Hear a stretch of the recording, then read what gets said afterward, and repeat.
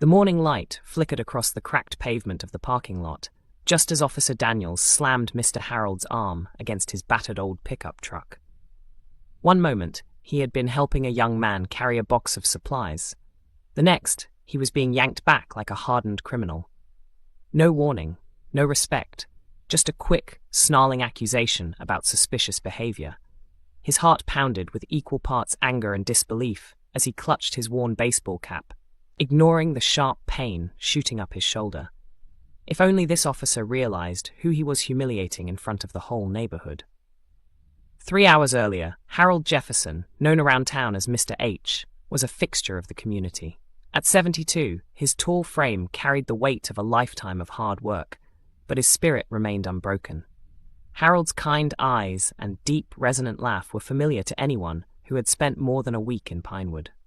This morning, he had loaded up his truck to deliver groceries to a disabled neighbor on Elm Street. The sun had barely risen when he parked behind the hardware store, intending to grab some extra nails for his side project, building a ramp for another elderly resident down the block. The faint aroma of freshly brewed coffee from a cafe down the street teased his senses.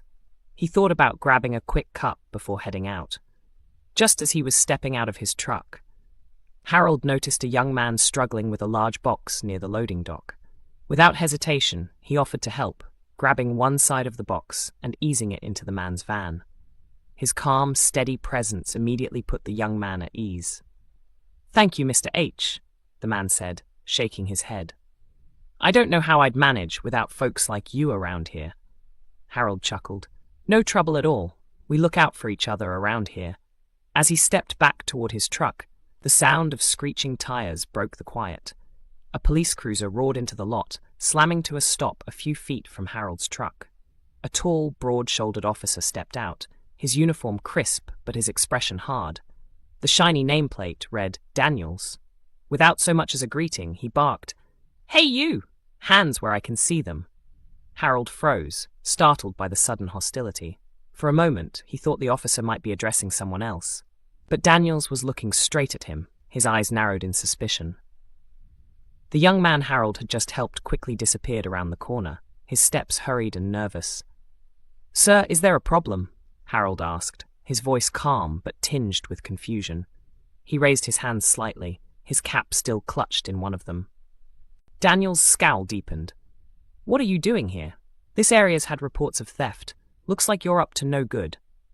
Harold blinked, stunned. "I'm just helping out, that's all." "Helping out?" Daniels sneered. "That's a new one. Mind if I take a look in your truck?" Before Harold could respond, Daniels' partner, a younger officer with a tense expression, approached the vehicle. "Check the glove compartment," Daniels instructed, ignoring Harold's attempts to interject. Harold's jaw tightened. "You can't just go digging through my things without a warrant," he said, his voice steady but firm.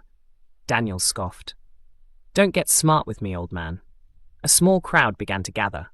Patrons from the cafe watched through the windows, their faces a mixture of curiosity and discomfort. One older woman near the entrance muttered, "That's Harold. He's always helping folks out." But no one stepped forward. Daniels grabbed Harold's arm and pulled him away from the truck, muttering something about random vehicle checks. Harold's heart raced. He had lived in Pinewood his entire life and had never been treated like this. His voice trembled slightly as he said, "This is my truck. It's registered, insured, and legal. There's no reason for this." Daniels didn't respond.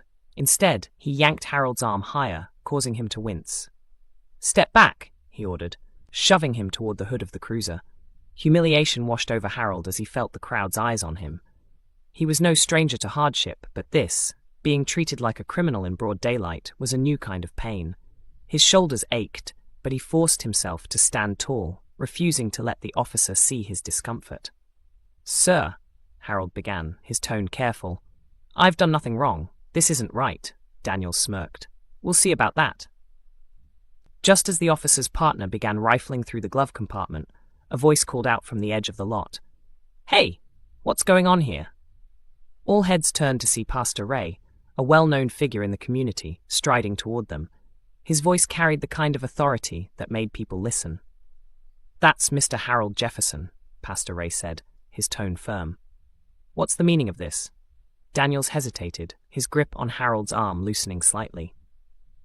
"We're conducting an investigation," he said, his tone defensive. "There's been suspicious activity reported in the area." "Suspicious activity?" Pastor Ray's brow furrowed. "Helping someone carry a box is suspicious now?" He gestured toward the growing crowd. "This man has done more for this town than most of us combined. If you're accusing him of something, you'd better have proof."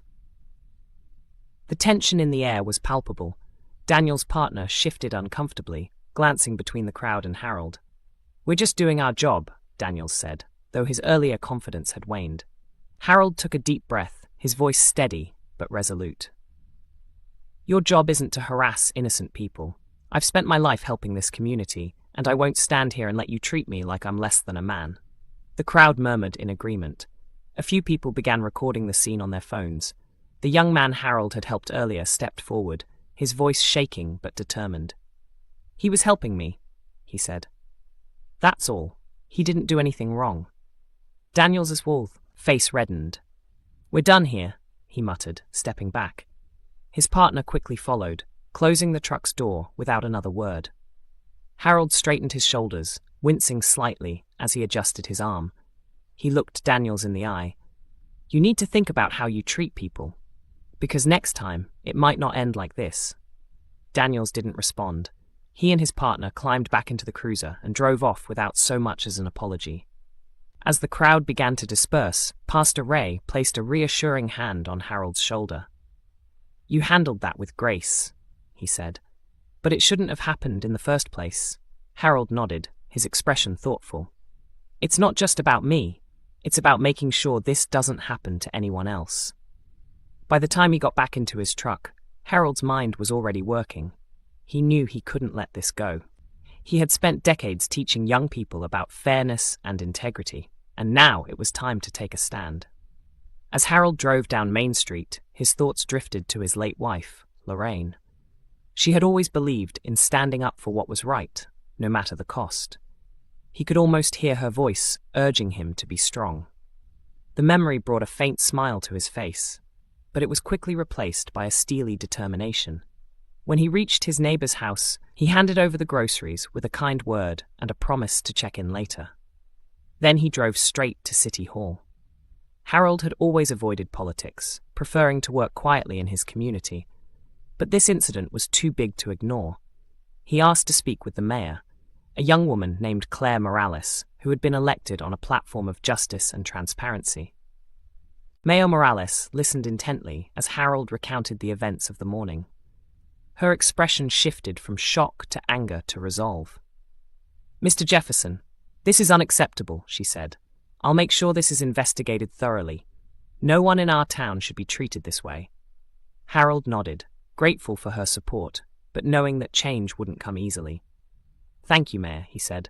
"But this isn't just about me. It's about how we treat each other as a community."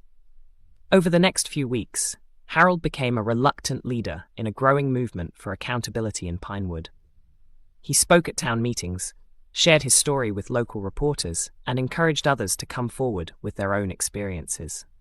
His quiet strength and unwavering commitment inspired people from all walks of life to stand together. The incident in the parking lot became a turning point for Pinewood.